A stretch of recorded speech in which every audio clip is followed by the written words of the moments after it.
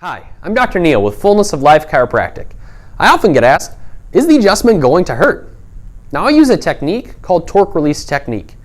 And we use this instrument in torque release to make sure that each and every adjustment is not only gentle, but very specific.